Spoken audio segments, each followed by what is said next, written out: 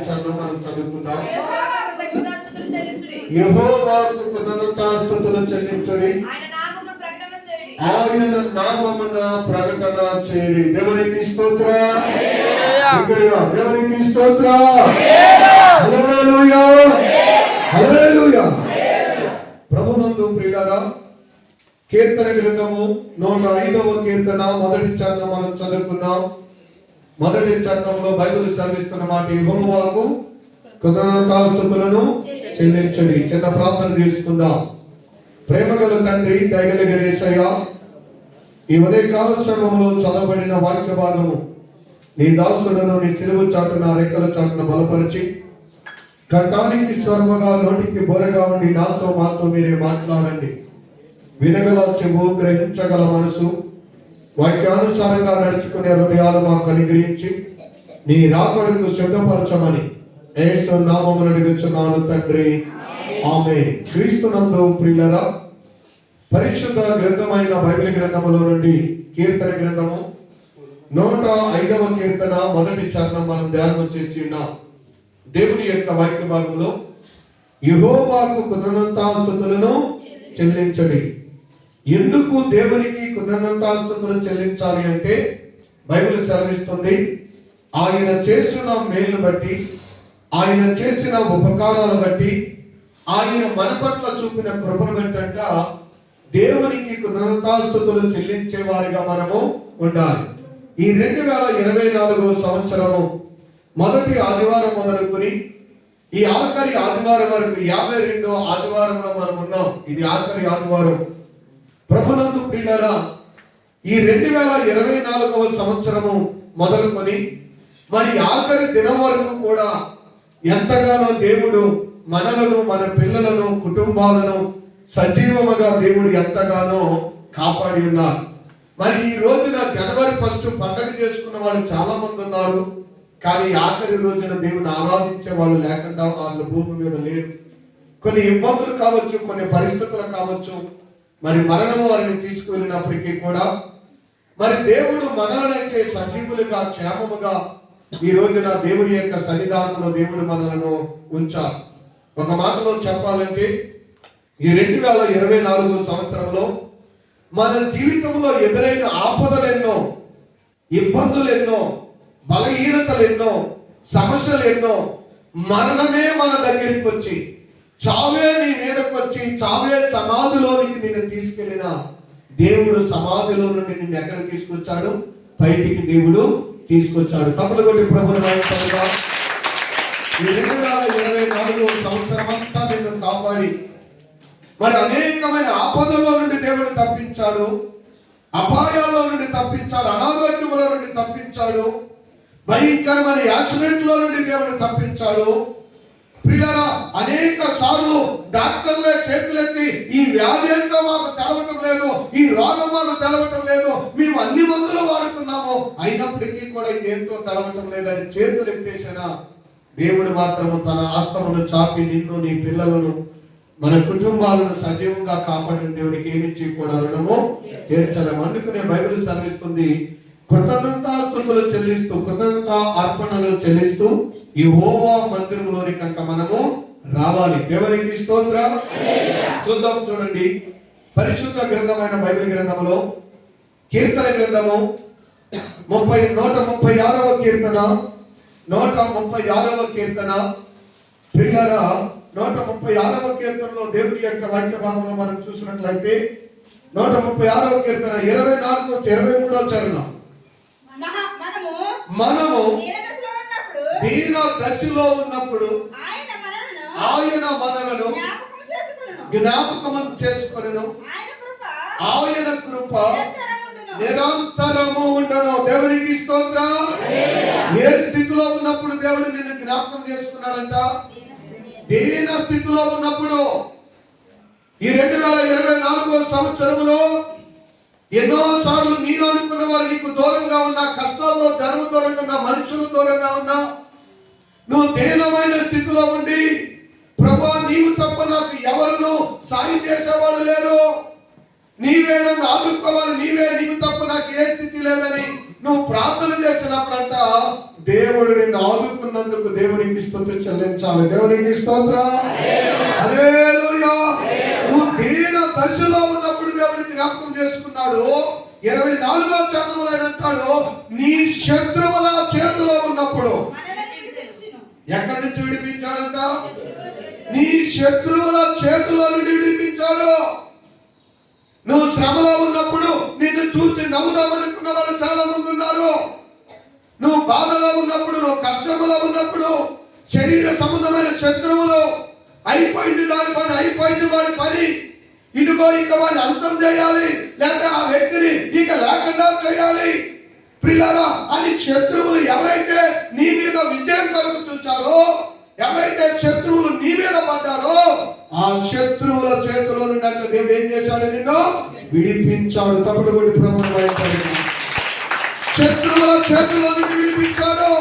సాతాను కబంధ హస్తములో నుండి విడిపించాడు. దుష్టుని అగ్ని బాణములో నుండి విడిపించాడు. అపవాది చేయించిన అగ్ని లాంటి బాణములో నుండి దేవుడు నిన్ను విడిపించాడు. అంతేకాదు సాతాను సమూహములో నుండి దేవుడు నిన్ను విడిపించాలండి. నీ శరీర సంబంధముగా కంటికి కనిపించే శత్రువుల చేతుల్లో నుండి మాత్రమే కాదు, కంటికి కనిపించకుండా నీ మీద పోరాడుతున్న సాతాను సైన్యం మీద, సాతాను చేతిలో నుండి దేవుడు నిన్ను విడిపించాడు. ఎఫెసీ పత్రికలో అంటాడు, మనము పోరాడుతున్నది మనుషులతో కాదు, అంధకార సంబంధమందు దురాత్మల సమూహంతో మనము పోరాడుతున్నాం. అంటే వాళ్ళతో కూడా అంధకార సంబంధం దురాత్మల సమూహంలో నుండి కూడా దేవుడు మనం ఏం చేశాడు? విడిపించాడు. దేవునికి స్తోత్రం. హల్లెలూయా. కనుక అందును బట్టి దేవుని స్తుతిస్తూ దేవుని ఆరాధిస్తున్నట్ట దేవుని మందిరానికి రావాలి. దేవుని మందిరంలో దేవుని ఎలా ఆరాధించాలని బైబిల్ చెప్తుందంటే అసలు ప్రధానమైన ఆజ్ఞ ఏంటంటే మార్కు సువార్త 12వ అధ్యాయము 30వ వచనంలో ప్రభువు యేసయ్య అంటాడు ఎలాగ దేవుని ఆరాధించాలంట చూడండి. నీవు నీ పూర్ణ హృదయముతోను, నీ పూర్ణ ఆత్మతోను, నీ పూర్ణ వివేకముతోను, నీ పూర్ణ బలముతోను నీ దేవుడైన ప్రభువును నువ్వేం చేయాలంట? ప్రేమింపవలెను. దేవునికి స్తోత్రం. చాలా మంది స్తోత్రం అన్నప్పుడు చేయలేదు, కానీ గమనప్పుడు బాగా చేస్తారు. స్తోత్రం అన్నా హల్లెలూయా అన్నా చెయ్యి లేపడానికి లేపమానమని పక్కన పెడతాం. పూర్ణ మనం ఎక్కడ వాడతాం ఏంటంటే ఎవరి మీద దెబ్బలాడినప్పుడు చూడాలి. అసలు లేచిన చెయ్య నిమిషానికి 60 సార్లు కూడా కిందకు దిగదు. అవసరమైతే వాళ్ళ మొక్కలోకి వెళ్ళిపోతుంది, మూతులోకి వెళ్ళిపోతుంది, బొగ్గలోకి వెళ్ళిపోతుంది. అసలు ఎక్కడ లేని ఒప్పుకంటే వస్తుందండి, ఎక్కడి నుండి వస్తుందో తెలియదు, కానీ అప్పుడు వస్తుంది. అలా బలమంతా కూడా పూర్ణ బలం ఎక్కడ వాడతామంటే లోకంలో వాడుతున్నాం తల్లి.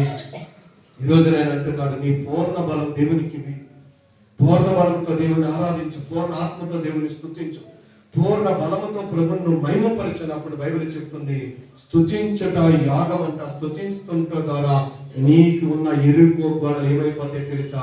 కూలిపోతాయి. దేవునికి స్తోత్రం. హల్లెలూయా.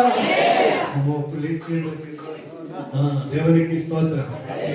దేవుడు మనకి ఇచ్చిన ఆయుష్నైనా ఆరోగ్యమైనా నువ్వు దేవుని కొరకు వాడితే ఇంకా దేవుడు దాన్ని నీకు రెట్టింపుగా దేవుడు ఇస్తాడు. రెట్టింపుగా దేవుడు ఇస్తాడు. కొంతమంది తప్పులు కొట్టమన్నప్పుడు స్లో మోషన్ లో తీసిన వీడియో లాగా జాయిగా వచ్చిన మళ్ళీ దీనికి కట్టుకుంటే ఏమన్నా అతుకుపోద్ది అనుకుంటారా, రక్తం కరిగిపోద్ది అనుకుంటారా? బలమైతే ఎంత ఉద్యోగంగా పాట పాడి తప్పులు కొట్టిన శవం తెచ్చి కూర్చోబెడతాను, లగ్నాలు కొడతాను. అసలు ఆ తప్పులు కొట్టాలి కూడా చేస్తున్నాం. ఎంత ఉద్యోగంగా, ఎంత దేవుని పూర్ణ బలంతో అందరూ ఆరాధిస్తున్నప్పటికీ కూడా వాళ్ళు మాత్రం దేవునికి మనసు ఇవ్వలేరు. బైబిల్ చెప్తుంది నీ పూర్ణ బలం అంట దేవుని కొరకు నువ్వు వాడాలి. ఎందుకో తెలుసా? ఆఖరి ఆదివారము, ఈ 52 ఆదివారాలను చూడలేని బిడ్డలు ఎందరో ఉన్నారు. మనకంటే ధనవంతులు, గొప్ప ఆస్తి కలిగిన వారు, పేరున్న వాళ్ళు, కీర్తున్న వాళ్ళు, అన్ని ఉన్నవాళ్ళు ఈ లోకాన్ని చూడలేక వెళ్ళిపోయారు. కానీ దేవుడు మనకి ఏమి ఇచ్చాడు తెలుసా? ఆయుష్, ఆరోగ్యం ఇచ్చాడు. అది డబ్బులు పెట్టి కొనుక్కుంటే వచ్చేది కాదు, అధికారాలు పెట్టి చూసుకుంటే వచ్చేది కాదు, కేవలం దేవుని కృపను బట్టి. అందుకే నేను అంటాడు సజీవులే కదా నిన్ను ఆరాధిస్తారు. సజీవంలో ఉంటే మనం ఏం చేయాలంటే దేవుని ఆరాధన చేయాలి. సజీవముగా ఉంటే, నిజంగా నువ్వు సజీవంగా ఉంటే దేవుని ఆరాధన చేయాలి. నువ్వు సజీవంగా లేకపోతే నువ్వు ఎలాగైనా తప్పులేదు.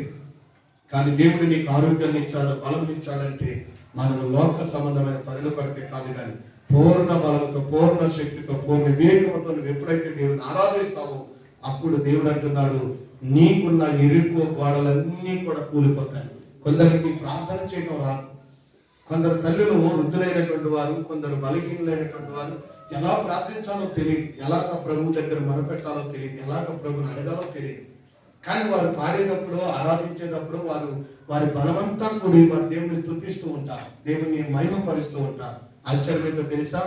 వారు అడగటం రాకపోయినా వారు స్తుతిస్తున్నప్పుడు దేవుడు మురిసిపోయి వాళ్ళ విషయంలో వాళ్ళకున్న గోడలు దేవుడు కూల్చేస్తాడు. దేవునికి స్తోత్రం. ఎందుకంటే పూర్ణ బలముతో వారు దేవుని ఆరాధిస్తున్నారు, పూర్ణ ఆత్మతో దేవుని వారు స్తుతిస్తున్నారు. చాలా మంది మందిరానికి వెళ్ళిన తర్వాత కూర్చొని వచ్చేసే వాళ్ళు ఉంటారు, లోక సంబంధమైన మాటలు చెప్పుకుని సమయాన్ని గడిపే వాళ్ళు ఉంటారు. కానీ బైబిల్ చెప్తుంటే నీవు నీ మందిరంలోకి వెళ్ళినప్పుడు పూర్ణ బలముతో, పూర్ణ ఆత్మతో, పూర్ణ శక్తితో దేవుడిని నువ్వు ఆరాధించినప్పుడు ఆయనని ఇరుకు గోడలన్నీ దేవుడు ఏం చేస్తాడో తెలుసా? కూల్చి వేస్తాడు. దేవునికి స్తోత్రం. హల్లెలూయా. చూద్దాం, చూడండి పరిశుద్ధ గ్రంథమైన బైబిల్ గ్రంథములో నుండి కీర్తన గ్రంథము 116వ కీర్తన, 116వ కీర్తన ప్రియులారా 2వ చరణం.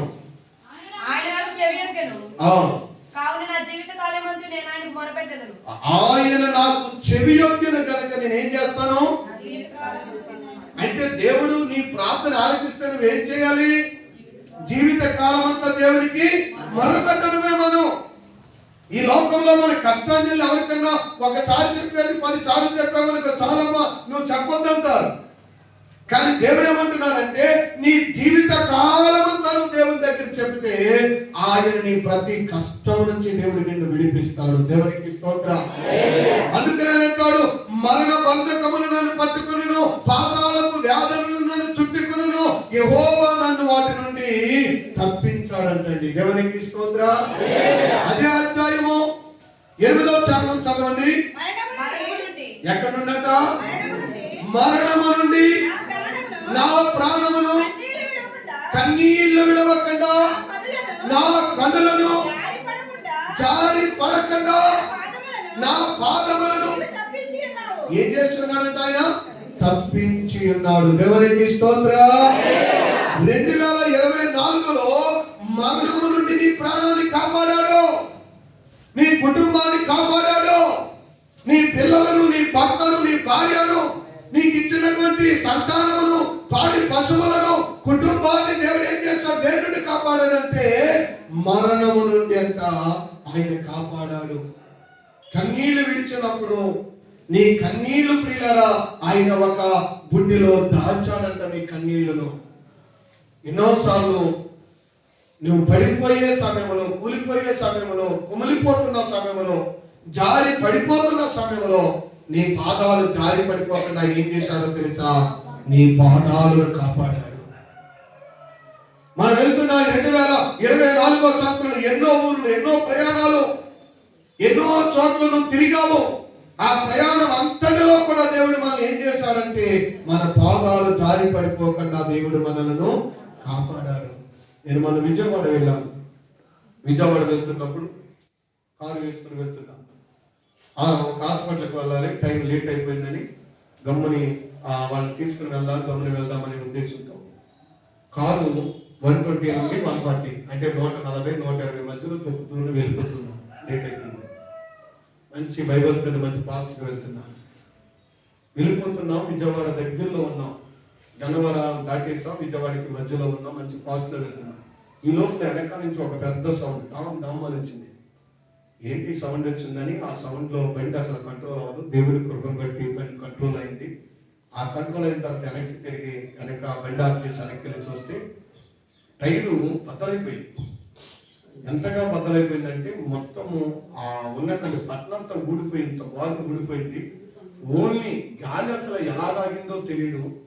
ఆ గాలి మీద తప్ప మళ్ళా బండి అసలు పేలిపోయింది. టైర్ అంతా ఊడిపోయింది. ఆ పైన ఉన్నది మొత్తం ఊడిపోయింది. కేవలం సూపు మీద నడిచి వెళ్ళిపోయింది ఒక 1/2 కిలోమీటర్. నిజానికి అంత టైర్ పగిలిపోయినప్పుడు ఆ చూపు పేలిపోతుందంటే అసలు పేషెంట్ని తీసుకెళ్తామన్నా మేమందరం అందులో ఉండవలసి వచ్చేవాళ్ళు. అంతటి భయంకరమైన ప్రమాదమైన దేవుడు తప్పించాడు. ఎందుకంటే ఎన్నోసార్లు నన్నే కాదు, ఈ రోజున దేవుని మందిరంలో ఉన్న మీ విషయంలో కూడా మనం చూస్తే మీరు జ్ఞాపకం చేసుకోండి. మనము ప్రతి దానికి దేవునికి స్తుతి చెల్లించే వారిగా ఉండాలి. 2024 జనవరి నెల మొదలుకొని ఈ డిసెంబర్ నెల వరకు చదువుకున్న పిల్లలు, రాసుకునేటువంటి బిడ్డలు ఇంటికి వెళ్ళిన తర్వాత మీరు ఒకటి గుర్తుపెట్టుకోండి. ఈ సంవత్సరం దేవుడు ఎన్ని మేలులు చేశాడో ఒక పక్కన రాసుకోండి, ఎన్ని కీడులు తప్పించాడో ఒక పక్కన రాసుకోండి. ఈ అన్నింటిని బట్టి మీరు ఏం చేయాలో తెలుసా? చేతులెత్తి దేవునికి స్తుతి చెల్లించాలి. మర్చిపోయే వారిగా ఉండకూడదు. మర్చిపోతే విశ్వాసఘాతకులు మొత్తం. కాబట్టి జనవరి మొదలుకొని ఈ డిసెంబర్ నెల వరకు దేవుడు చేసిన మేలులన్నీ ఓ పక్కన, ఎన్ని శోధనలు తప్పించాడు అన్ని కూడా ఓ పక్కన రాసుకుంటూ గుర్తు చేసుకుని, ఒకవేళ నువ్వు ప్రార్థన చేసుకున్నప్పుడు నాయన జనవరి నెలలో ఈ మేలు చేశాడు, ఫిబ్రవరి నెలలో ఈ మేలు చేశావు, ఈ కీడుని, ఈ ప్రమాదం ఇవన్నీ తప్పించాడని నువ్వంటే ఏం చేయాలో తెలుసా? దేవునికి కృతజ్ఞతాస్తుతులు చెల్లించాలి. ఎందుకంటే మరణము నుండి నీ ప్రాణమును, కన్నీళ్లు విడవకుండా నీ కనులను, జారి పడకుండా నీ పాదాలను ఆయన ఏం చేశాడు? పట్టుకున్నాడు, తప్పించాడు దేవుడు. దేవునికి స్తోత్రం. కనుక ఆఖరి వారం, మొదటి వారం స్తుతి చెల్లిస్తూ మందిరానికి వస్తాం. కానీ ఆఖరి వారం ఎందుకు దేవుని మందిరానికి రావాలంటే, ఎందుకు దేవుని ఆరాధించాలంటే, ఈ 365 రోజులు నిన్ను, నీ పిల్లలు, నీ కుటుంబం అంతటిని దేవుడు ఎంతగానో సజీవంగా, క్షేమంగా కాపాడారు. కనుక మొదటి జనవరి నెలలో మొదటి వారం అండి అని అంటాము, మొదటి రోజండి అని అంటాము, రెండవ రోజండి అని అంటాము. ఆ వారం అంతా ప్రార్థన చేస్తాం. ఎందుకంటే అసలు మొదటి మరలా 2024లో అడుగు పెట్టాము. ఈ సంవత్సరం అంతా ఎలా ఉంటుందని ఆ వారం అంతా ప్రార్థన చేస్తాం. ఆ వారం అంతా ప్రార్థన చేసి నీవు మరలా గుర్తుపెట్టుకోండి, మరలా సంవత్సరం వచ్చినా, మరలా ఈ సంవత్సరం వచ్చినా, మరలా ఆఖరి వారం అంతా దేవునికి చేతులెత్తి ఏం చేయాలో తెలుసా? స్తుతి చెల్లిస్తానే ఉండాలి. ఆ 7 రోజులు నిన్ను కాపాడమని చేశాం. ఈ 7 రోజులు మళ్ళీ ఏమని చేయాలో తెలుసా? నిన్ను కాపాడినందుకు దేవునికి ప్రతిరోజు స్తుతిని చెల్లించాలి. ఎందుకంటే ఈ వారం అయిపోతే మళ్ళా నీకు మళ్ళా వారం 24లో నీకు రానే రాదు. ఎందుకంటే 365 రోజులు నిన్ను కాపాడాడు కనుక ఈ వారం అంతా దేవుడు ఏం చేయాలో తెలుసా? నన్ను కాపాడినందుకు, నాకు మేలు చేసినందుకు, నాకు ఉపకారం చేసినందుకు అని రాత్రి పగలు కూడా నువ్వు స్తుతిస్తూ, ఆ స్తుతితోనే నువ్వు మరలా నూతన సంవత్సరం ఏం చేయాలో తెలుసా? అడుగు పెట్టాలి. ఎప్పుడైతే మనం స్తుతి చెల్లిస్తామో అప్పుడు దేవుడు మన పక్షంగా కార్యాలను దేవుడు చేస్తాడు. అందుకని అన్నాడు, జారి పడకుండా ఎందుకు దేవునికి స్తుతి చెల్లించాలి? ఎందుకు ఆనందంతో, పూర్ణ బలంతో, పూర్ణ వివేకంతో దేవుని ఆరాధించాలంటే, ఈ బలము లేక హాస్పిటల్లో ఉన్నవాళ్ళు, ఈ బలము లేక మంచాల మీద ఉన్నవాళ్ళు, ఈ బలము లేక లేవలేని వాళ్ళు ఎంతో మంది ఉన్నారు. కానీ దేవుడు మనకి బలం ఇచ్చాడు, ఆరోగ్యం ఇచ్చాడు, శక్తినిచ్చాడు. కానీ ఈ బలంతో మనం ఏం చేయాలండి ఈ వారం అంతా అంటే, ప్రభుని ఎప్పుడు కూడా స్తుతించి ఘనపరిచే వారిగా, దేవుని మహిమపరిచే వారిగా మనం ఉండాలి. అప్పుడు దేవుడు మన పట్ల తన కార్యాలు చేస్తాడు. ఎలా చేస్తాడో చూద్దాం. చూడండి, 107వ కీర్తన 20వ వచనం. ఆయన తన వాక్కును పంపి వారిని బాగు చేశాడు. ఎలా చేస్తాడంటే, ఆయన తన వాక్కును పంపి వారిని బాగు చేశాడు. అదే 107వ కీర్తన. కష్టకాలం నుండి వారి యెహోవాకు మొరపెట్టును, ఆయన వారి ఆపదలన్నిటిలో నుండి, ఎందులో నుంచి అంట? కష్టకాలం నువ్వు మొరపెట్టినప్పుడు ఆయన ఎవరు పంపించాడంట? తన వాక్కును పంపాడు, తన మాటను పంపించి ఏం చేశాడో తెలుసా? నీ అనారోగ్యం నుంచి విడిపించాడు, నీ అప్పు నుంచి విడిపించాడు, నీ సమస్య నుంచి విడిపించాడు. నువ్వు ప్రార్థన చేసి ప్రయాణం చేసావు, ఆ ప్రయాణంలో క్షేమకరమైన ప్రయాణం నుంచి మళ్ళా క్షేమంగా ఇంటికి దేవుడు నడిపించాడు. తన వాక్కును పంపించాడంట, తన వాక్కును పంపించాడు. నిన్ను గురించి తన దూతలకు దేవుడు ఆజ్ఞాపించి నీ పాదాలకు రాయాలకు తగలకుండా దేవుడు నిన్ను ఎంతగానో దేవుడు నిన్ను ఏం చేశాడో తెలుసా? కాపాడినటువంటి దేవుడు. ఈ రోజు నా దేవుని మాటలు వింటున్న నా ప్రియమైన తల్లి, సహోదరుడా, సహోదరి, దేవుని యొక్క వాక్యాన్ని వింటున్న నీవు ఎంతైనా ప్రభుని మనము ఆరాధించవలసిన వారి కృతజ్ఞతాస్తుతులు చెల్లిస్తూ దేవుని నువ్వు ఆరాధించినప్పుడు ఆయన తన వాక్కును పంపి నీ పరిస్థితిని అంతటి నుంచి నిన్ను విడిపించే దేవుడు. కనుక 103వ కీర్తనలో దావీదు అంటాడు, నా ప్రాణమా యెహోవాను, ఆయన చేసిన మేలును ఉపకారములను ఏం చేయకూడదంట? దేనిని నీవు మరిచిపోకూడదు. ఎందుకంటే సమాధిలో నుండి నీ ప్రాణమును విమోచించి ఉన్నాడు. మరి 24లో దేవుడు నీకు చేసిన మేలు ఉపకారం మర్చిపోకుండా మరి దేవుని దగ్గర స్తుతి చెల్లిస్తూ ఆయనకి సాక్ష్యాన్ని చెప్పి దేవుని మహిమపరిచే బిడ్డగా నీవు సిద్ధపరచుకోవాలని ప్రభు పేరట తెలియజేస్తున్నాను. దేవుడి కొద్ది మాటలు మన వినికిడిలో దీవించును గాక. చిన్న ప్రార్థన చేసుకుందాం. ప్రేమ గల